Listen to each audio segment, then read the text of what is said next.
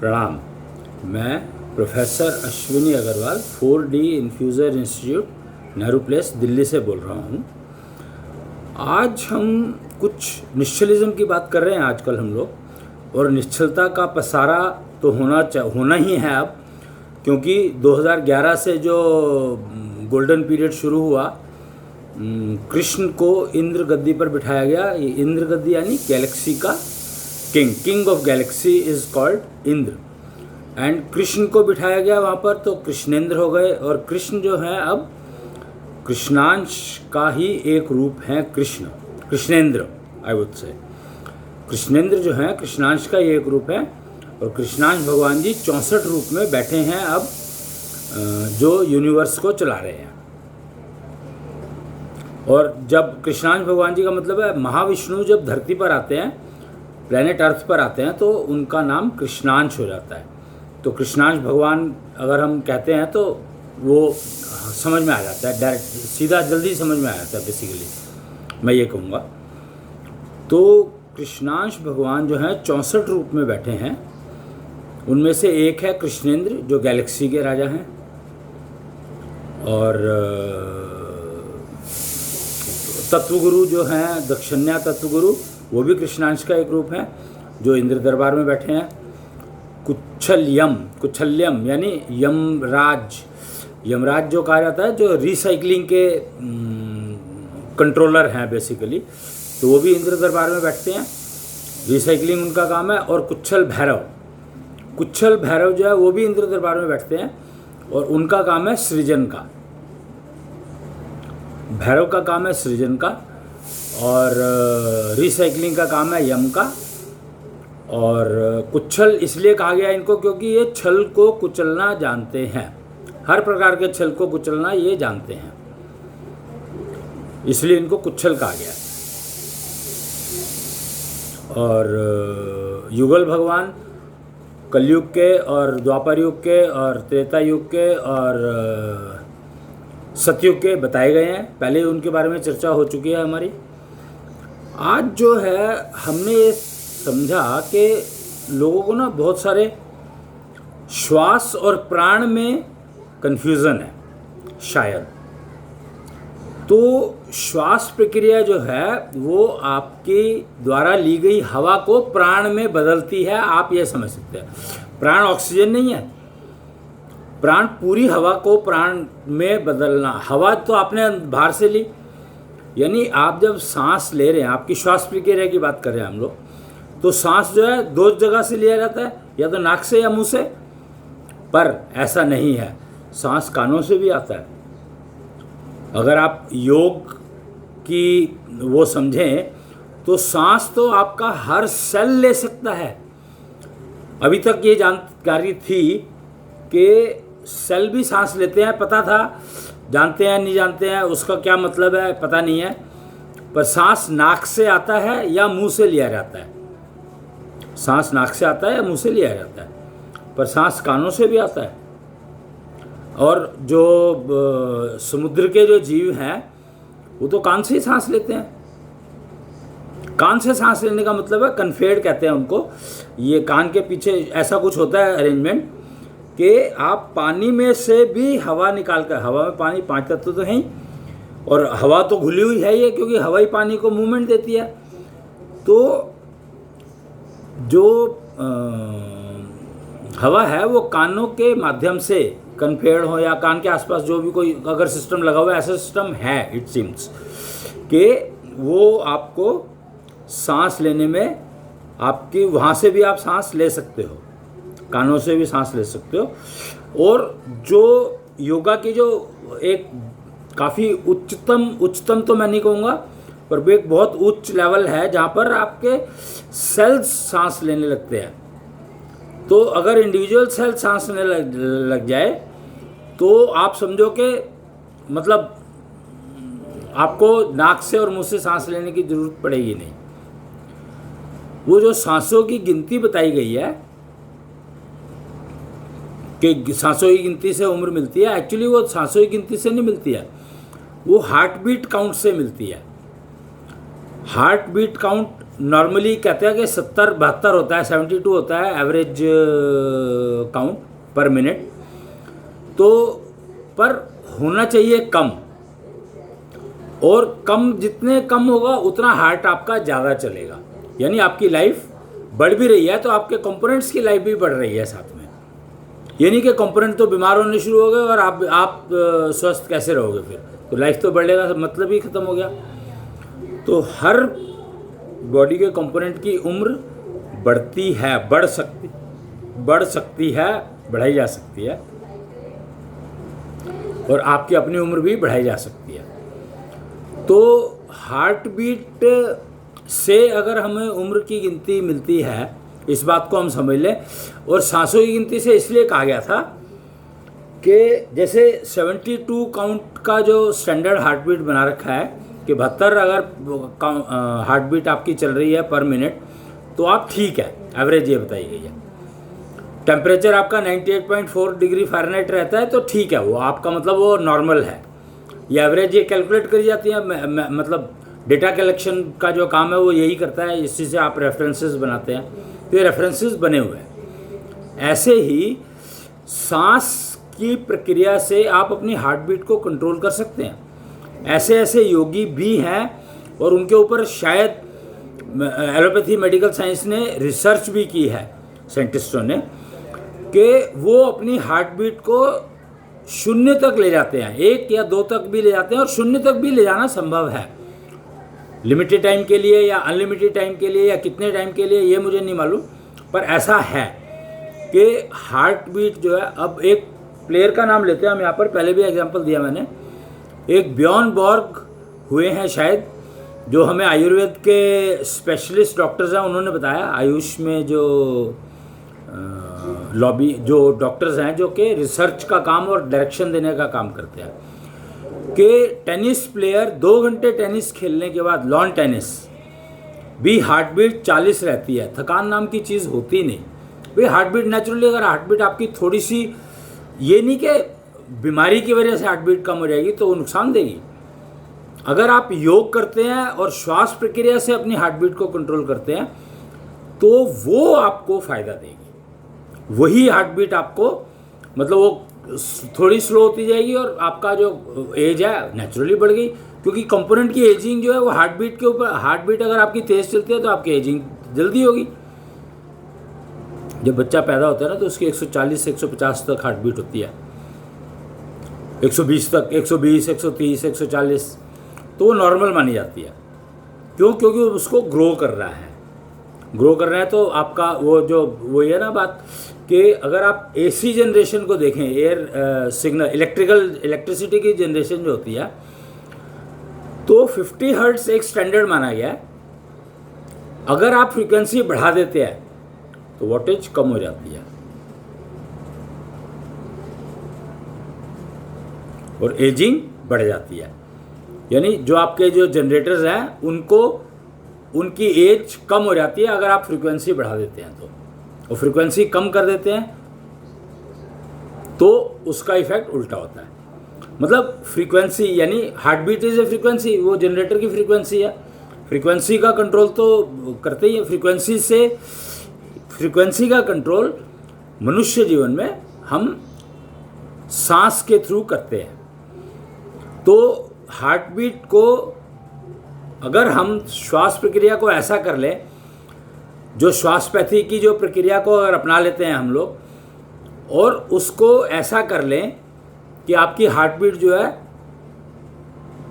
कम frequency पर चलने लगे और नुकसान ना दे, नुकसान देगी नहीं। अगर आप श्वास प्रक्रिया से हार्ट की बीट को कंट्रोल कर रहे हैं तो आपको देगी नहीं। श्वास रोकना नहीं है, बाहर रुक जाए तो रुक जाए, अंदर नहीं रोकना है। अपने आप रुके, नेचुरली रुकता है तो रुकेगा ही, वो तो नेचुरल तो रुकना है। डेथ जो है वो नेचुरल सांस का रुकना ही कहलाता है।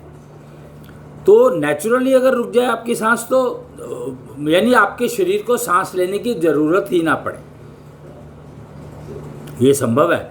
श्वासपैथिक एक्सपर्ट्स जो प्रैक्टिस करते हैं, प्रैक्टिशनर्स, एक्सपर्ट क्या, प्रैक्टिशनर्स, अगर वो अपनी 250-300 की शंख पंप ले आते हैं तो उनकी सांस लेने की प्रक्रिया में श्वास इनहेल करते हैं, एक्सहेल करते हैं, पर दोबारा जब इनहेल करते हैं तो उसमें गैप आ जाता है और वो गैप कई बार 40-40 सेकंड का हो जाता है। एवरेज जो सांस की प्रक्रिया में 4 सेकंड की एवरेज आती है, और जब श्वासपैथी के तरीके से आप सांस लेते हैं तो आपकी ये 1 मिनट में 15 सांस की बजाय 1 मिनट में 4 सांस आ जाती है, 3 सांस आ जाती है। तो इसका मतलब क्या है, फिर जब आप एक थ्रेशोल्ड क्रॉस कर लेते हैं तो आपको सांस लेने की ज़रूरत नहीं पड़ती, यानी आपके सेल्स जो हैं वो जागृत होकर के और खुद एयर को हवा को फील करना शुरू कर देते हैं। सांस लेना शुरू करते हैं कि नहीं करते हैं ये मुझे नहीं मालूम, पर अगर 40-40 सेकंड का गैप आ जाता है आपकी सांस में अपने आप, एनफोर्स नहीं करना है कि आप रोक लो उसको, रोकोगे तो नुकसान देगा, रोकना नहीं है, ऑटोमेटिकली नेचुरली अगर आपके सांस में गैप आता है तो समझो कि आप योग की तरफ चल दिए। जितनी जल्दी सांस लोगे उतना आपका मन बेचैन रहेगा, ये एक फैक्ट है। अगर आपकी सांस जल्दी जल्दी चल रही है तो आपका दिल भी तेजी से धड़केगा और आप बेचैन रहोगे। और जितना आपकी सांस स्लो होगी, जितना स्लो कर पाओगे श्वासपैथी के तरीके से, श्वासपैथी यही है, तो वो आपकी सांस को आप स्लो करोगे तो आपका जो सारा सिस्टम है उसकी एफिशिएंसी बढ़ती जाएगी, लंग्स की एफिशिएंसी बढ़ जाएगी, एफिशिएंसी हर बॉडी पार्ट की बढ़ जाएगी। एफिशिएंसी बढ़ने का मतलब है लाइफ का बढ़ना। और अगर आपको कोई बीमारी है ना तो लाइफ बढ़ भी जाए तो समस्या क्या है, उसमें प्रॉब्लम क्या है? कोई प्रॉब्लम नहीं है। अगर मैं बीमार नहीं हूँ तो मेरी उम्र अगर 1000 साल भी हो जाए, 5000 साल भी हो जाए तो मुझे क्या दिक्कत है? कोई समस्या नहीं है, क्योंकि खाने पीने को बहुत अवेलेबल है अगर मेरे को खाने पीने की ज़रूरत है तो। वैसे श्वासपैथी पर चलते हुए यहाँ तक पहुँच सकते हैं। कुंभकर्ण को अगर आप देखें तो 6 महीने में एक बार उसको जरूरत पड़ती थी खाने की, तो वो श्वासपैथी की ही प्रक्रिया करा करता था। उसको कुंभ सांस कहा गया। कुंभ सांस में 2-3 वो वर्षन होते हैं। हम लोग अभी श्वासपैथी की ही बात करते हैं या श्वास योग की बात करते हैं। श्वास योग जो है वो उसको प्रक्रिया तकरीबन स्लो ब्रीदिंग की ही है, लेकिन श्वास योग करना है तो वो कुछ समय के लिए किया जाता है। श्वासपैथी हर समय चलती है। श्वासपैथी में शंख टेक्नोलॉजी का इस्तेमाल कंपलसरी है, श्वास योग में ज़रूरी नहीं है। आप चाहें तो टेस्ट करवा सकते हैं अपने आप को, चाहे तो टेस्ट नहीं करवाएं, ज़रूरत नहीं है। पर श्वास योग के अगर अभ्यास आप कर रहे हैं तो वो आपको कुछ समय के लिए करना होता है। श्वासपैथी आपको तकरीबन हर समय चलती है और श्वास योग से श्वासपैथी पर शिफ्ट हो ही जाते हैं लोग, क्योंकि श्वासपैथी में आपकी जो श्वास प्रक्रिया है वो सारा दिन वैसी चलती है, slow breathing, slow inhale, slow exhale. तो आपकी वर्क एफिशिएंसी बढ़ जाती है। वर्क एफिशिएंसी बढ़ जाती है, आपके capacity, energy generation, energy transfer का जो सिस्टम है वो बहुत बढ़िया हो जाता है, बहुत ही अच्छा इंप्रूव हो जाता है। और maximum energy transfer from generation to performance आ जाती है। अब मैं बात कर रहा था कि मैंने बात शुरू की थी कि हम जो श्वास प्रक्रिया में सांस को प्राण बनाते हैं, और प्राण जो है आपके पूरे उसमें शरीर में चलता है, तो वो आपको नेचुरली फ़ायदा पहुँचाएगी। एक्चुअली इम्यूनिटी को हम प्राण भी कह सकते हैं, या प्राण को हम इम्यूनिटी भी कह सकते हैं। तो प्राण को लोगों ने आगे डिवाइड कर दिया, ये 4 तरह का होता है, 5 तरह का होता है। हम उस श्वासपैथी में ऐसा कुछ नहीं है। श्वासपैथी सिंपल है कि आपकी श्वास प्रक्रिया है और सांस आप अंदर, सांस में आप हवा अंदर ले रहे हो, और जितना मैक्सिमम प्राण के अंदर कन्वर्ट कर लोगे, यानी इम्यूनिटी, हम लोग इम्यूनिटी की बात करते हैं कि, और प्राण और इम्यूनिटी एक ही बात मानते हैं हम लोग। तो प्राण में कन्वर्ट कर लोगे या इम्यूनिटी लेवल में कन्वर्ट कर लोगे, वो इम्यूनिटी की क्वालिटी एक तो बहुत बढ़िया होगी, और दूसरा जो है पोल्यूशन नाम की चीज़ तो आपके जीवन को इफेक्ट कर ही नहीं सकती। इनफैक्ट आपका जो कंट्रीब्यूशन टू पोल्यूशन है वो बहुत कम हो जाएगा, या ज़ीरो हो जाएगा, या एलिमिनेट हो जाएगा। इनफैक्ट देखा ये गया है प्रैक्टिकल उसमें कि अगर आप श्वासपैथी की प्रक्रिया से 2 या 3 सांस पर पहुंच जाते हो, ये इंटरनेशनल क्लाइमेट चेंज की कॉन्फ्रेंस के अंदर ज़ीरो एमिशन टेक्नोलॉजीज़ पर इस बात पर चर्चा हुई थी, डिस्कशन हुआ था। ये 2011 की बात है शायद, या 9 की होगी या 11 की होगी। तो वो पता लग जाएगा। क्लाइमेट चेंज, विज्ञान भवन में क्लाइमेट चेंज के ऊपर इंटरनेशनल कॉन्फ्रेंस हुई थी इंडिया में। तो उसमें ज़ीरो एमिशन टेक्नोलॉजी पर एक स्पेशल चैप्टर था और उसमें ये डिस्कशन हुआ था कि अगर हम अपनी श्वास प्रक्रिया से सांस का एक्सेल और इनहेल कम कर लें, क्या करते हैं हम? कैपेसिटी तो पूरी भरते हैं, क्योंकि जितनी अंदर भरी जा सकती है उतनी भरी जाएगी, उससे ज़्यादा भरी नहीं जा सकती। लेकिन वो जितनी भरी है उसको सारे के सारे को अगर हम इम्यूनिटी में कन्वर्ट कर लें तो हमें एक्सेल के लिए कुछ खास बचेगा नहीं।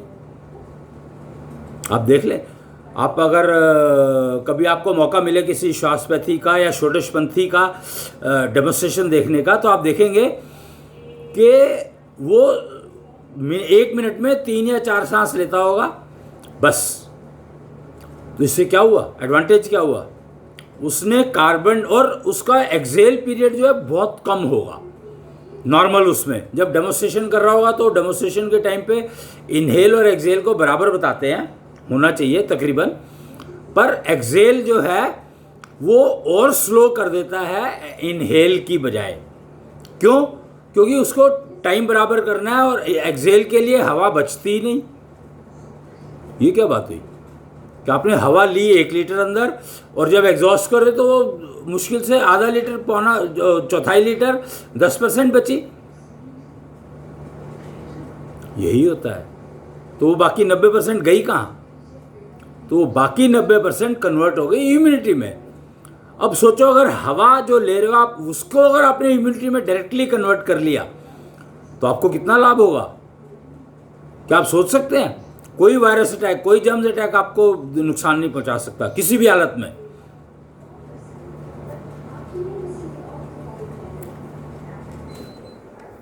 किसी भी कंडीशन में आपको नुकसान नहीं पहुंचा सकता।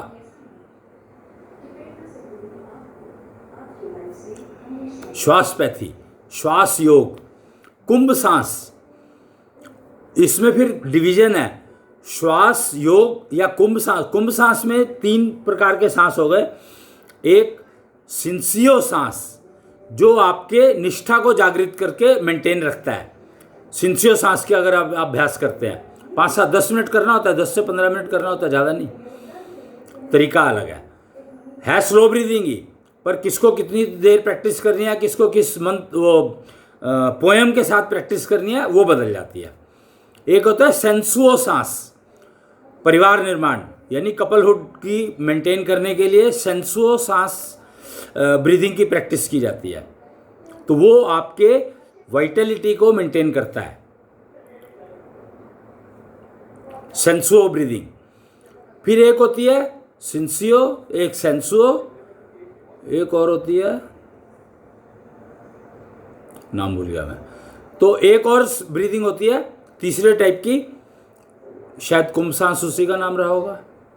तो उससे जो है आपकी जो कनेक्शन है बिटवीन पिंड एंड ब्रह्मांड, बिटवीन पिंड एंड ब्रह्मांड, वो कनेक्शन में इम्प्रूवमेंट होती है, काफ़ी इम्प्रूवमेंट हो जाती है। यानी यथा पिंडे तथा ब्रह्मंडे का जो स्टेटमेंट कहा गया है वो चरितार्थ होने लगता है, यानी वैलिडेट होने लगता है, यानी काम करने लगता है। तो काम करते हुए करने का मतलब यही है कि सारा ज्ञान फिर आपको अपने यहाँ पे रखने की ज़रूरत ही नहीं है, ब्रह्मांड में सारा ज्ञान अवेलेबल है। तो जिस ज्ञान की, जिस समस्या के लिए आपको हल करने के लिए ज़रूरत है, अपनी या दूसरे की, तो वही ज्ञान आपको आपके पास सामने आ जाएगा, आप पढ़ के उसको बता दो। ये होता है आकाश तत्व पर पढ़ना, और आकाश तत्व पर पढ़ा जा सकता है। वेद जो है, जब वेद व्यास जी ने वेद लिखे थे, वेद व्यास जी ने वेद नहीं लिखे थे, वेद व्यास जी ने वेदों को बोला था और गणेश ने लिखे थे। तो वो जो लिखे हुए वेद आकाश तत्व पर है, आप डायरेक्टली पढ़ सकते हैं, आपको किताब पढ़ने की ज़रूरत नहीं है, क्योंकि आकाश तत्व पे सारा ज्ञान है, हर चीज़ अवेलेबल है। और यथा पिंडे तथा ब्रह्मंडे का मतलब यह है कि आप आकाश तत्व से उस ज्ञान को जिसकी ज़रूरत है पढ़ सकते हो और यूज़ कर सकते हो, काम खत्म। तो आपको कुछ याद करने की ज़रूरत नहीं है, आपको कुछ करने की ज़रूरत है ही नहीं। आपकी सारी चीज़ें जो है ब्रह्मांड में अवेलेबल है, उठाया, पकड़ा और करा। तो इसके लिए श्वास पैथी, कुंभ सांस या श्वास योग, कोई भी प्रैक्टिस कर लो, कुछ भी कर लो, उसके जो करोगे उसके हिसाब से उसमें आपको वो चेंजेस मिल जाएंगी। सिंसियो ब्रीदिंग जैसे मैंने बताया आपको, सेंसो ब्रीदिंग बताया मैंने आपको, ये सब चीज़ें मिल जाएंगी। तो जो भी प्रैक्टिस करो उसके अंदर जो अवेलेबल है वो मिल जाएगा। जैसे बाहर को सांस रोकना, मतलब आपको सांस लेने की ज़रूरत ही ना पड़े। श्वास पैथी अगर आप प्रक्रिया करते हो तो आपको सांस लेने की ज़रूरत पड़ती नहीं है काफ़ी टाइम तक। काफ़ी टाइम मतलब 10 सेकंड से ज़्यादा अगर आप बाहर का आपको सांस लेने की ज़रूरत ना पड़े तो वो काफ़ी होता है। और लोग 40-40 सेकंड तक पहुँचे हैं। कुंभकर्ण तो 6 महीने पे पहुँचे हुए थे।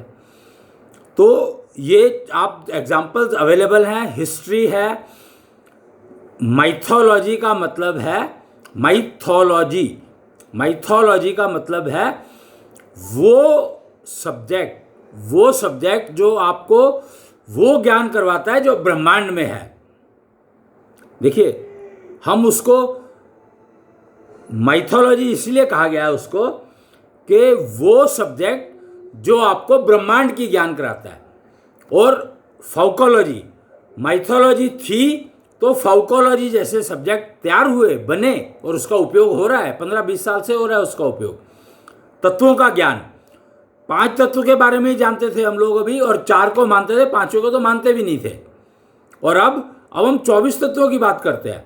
शरीर के निर्माण की बात करी हमने, परिवार के निर्माण की बात करी हमने, और समाज के निर्माण की बात करी। और सबके लिए अलग अलग तत्व अवेलेबल है। अलग अलग से मतलब जो मान लो समाज निर्माण की बात कर रहे हैं हम, तो हमें वो 2 तत्व, हिंदित्व जो भाषा का ज्ञान कराता है, भाषा को कंट्रोल करता है, भाषा को ज्ञान करवाता है, आपकी मातृभाषा को ज्ञान करवाता है, हिंदित्व तत्व। और फिर एक और तत्व था युगलता तत्व। युगलता तत्व तो परिवार के लिए होता है। एक और तत्व था शायद, जो भी, और नाम आप देख सकते हैं पिछले वीडियोस में दिए गए हैं। तो वो उन तत्वों की बात करेंगे। आप जब समाज निर्माण की बात करते हैं तो उन तत्वों की इंप्रूवमेंट की बात करेंगे। तत्व सारे अपने अंदर ही हैं, मेरे को अपने अंदर ही इंप्रूव करने हैं, पर उससे मैं जुड़ूंगा, लोगों, समाज को निर्माण करूंगा, सभ्य समाज का निर्माण। फिर परिवार का निर्माण पहले होगा, तभी तो समाज बनेगा। परिवार ही नहीं है तो समाज कैसे बनेगा? तो वो भी परिवार भी मेरे को ही बनाना है, तो मेरे को अपनी जिम्मेदारी, अपने अंदर के सारे तत्वों को जागृत रखना मेरी जिम्मेदारी है। तभी मैं सभ्य समाज समझ पाऊंगा और उसका निर्माण में सहायक हो सकूंगा, कंट्रीब्यूट कर सकूंगा।